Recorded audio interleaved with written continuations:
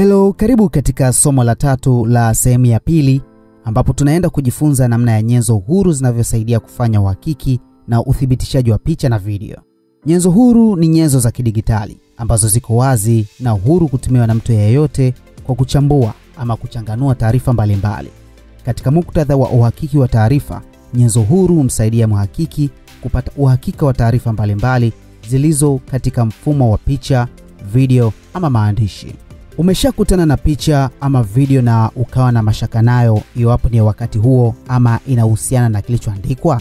Katika masomo yaliyopita tulijifunza namna ya upotoshwaji unavyoweza kufanywa katika namna nyingi, ikiwemo video ama picha ya kitambo kidogo kuhusishwa na tukio la hivi karibuni.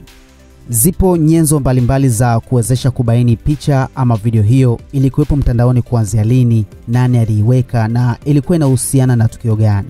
Mfano wa nyenzo hizo ni Google Reverse Image Search pamoja na Yandex.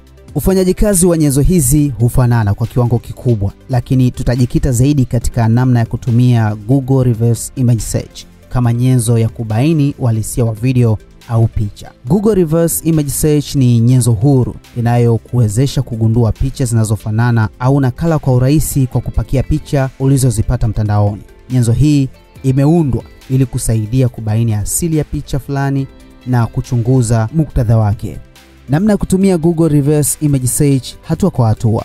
Hakikisha una picha unayotaka kubaini chanzo chake, iwapo ni video, screenshot, sehemu yoyote ya video hiyo inayoonekana vizuri ili uweze kupata picha mnato.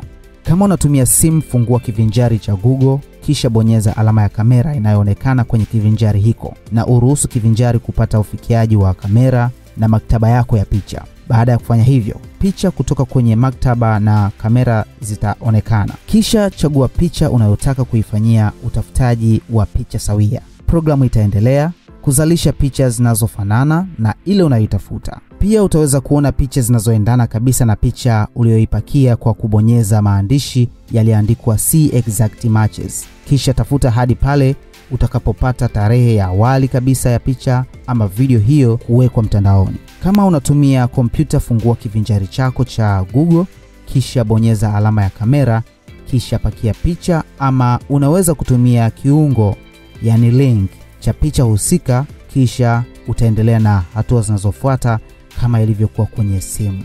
Msikilizaji, usikose kufuatilia somo linalofuata hapa. Endelea kukaa nasi na tunakutakia wakati mwema.